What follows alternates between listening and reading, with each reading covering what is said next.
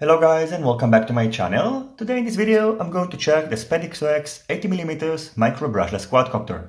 In this video I'm going to go over its features, show you how to set it up, and then head outdoors and test it out.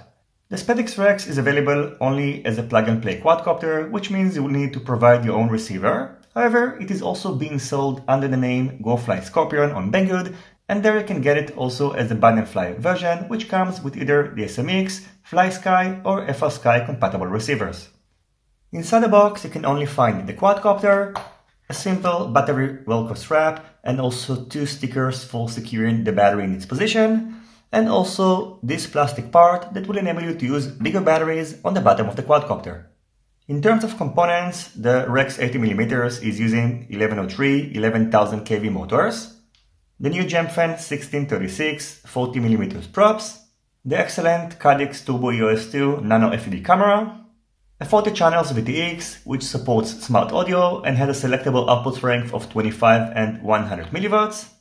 On the bottom we can find a 12A BLLES 4-in-1 ESC, on top of it an F4 flight controller, the battery connector is an XT30 connector, and on the bottom we can find this slot which is in the same size like the other micro brushless swoop, so you can use it with 2S and even 3S LiPo batteries, and if you'd like you can also change it to this part which will enable you to use bigger batteries together with the provided battery Velcro strap.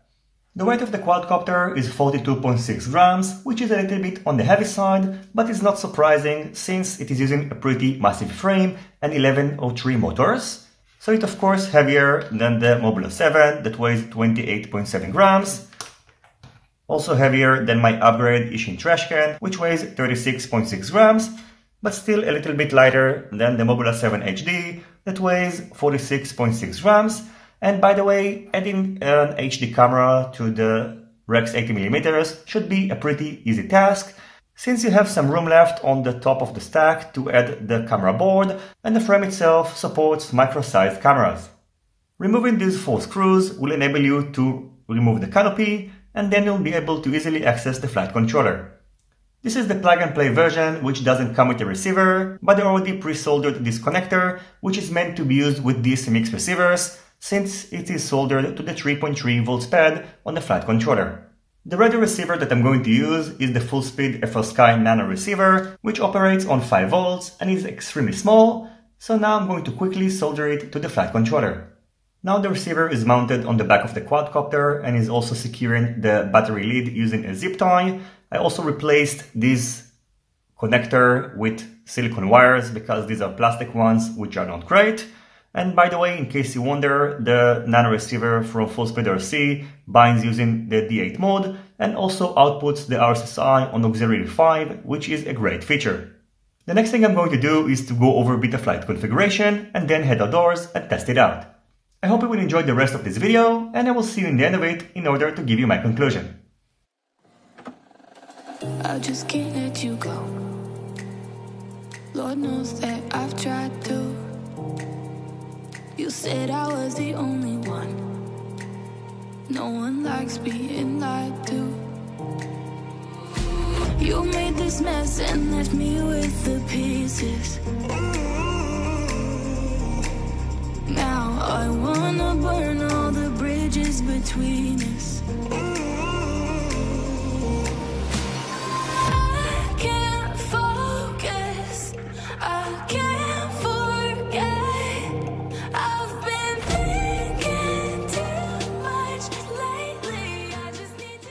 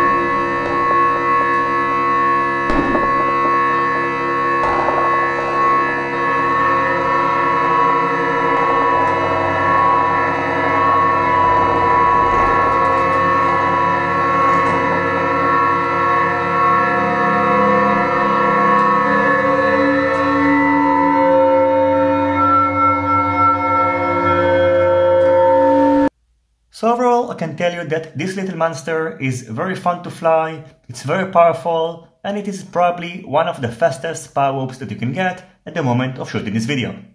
In addition, even though the camera mount seems to be a little bit too loose, there was no jello in the video, so this is great. And by the way, this Caddx camera is the 4x3 version and not the 16x9 that was included with the Asian trash can. The weakest point of this quadcopter is probably the VTX, which performed okay but wasn't great, so it's a good candidate for a TBS Nano Pro 32 upgrade, and if you'd like you can also add a TBS Crossfire receiver and maybe also an HD camera and make yourself a long-range HD power whoop. In terms of flight time, I got close to 4 minutes using my modified 2S 450 mAh LHV battery from GNB. And in my experience, out of these 5, this is the best battery to be used with this quadcopter, as I think the 550 mAh one was a little bit too heavy and the flight time using the other ones wasn't that great. In terms of durability, I didn't perform a stress test, but still I crashed it a few times and no harm was done. These propellers also seem to be very durable and performed very well, and I should get myself a couple of more sets to try with other whoops. And it's a shame that they included only one set, because another one could have been a great add-on. As always, I thank you for watching my video, I hope you enjoyed it and you find it useful. If you have any questions about the Rex 80mm from Spedix, feel free to ask it in the comment section down below. Don't forget to leave a thumbs up if you like this video, and consider subscribing to my channel and hitting the notification bell if you're not already subscribed. See you in my next videos, and goodbye.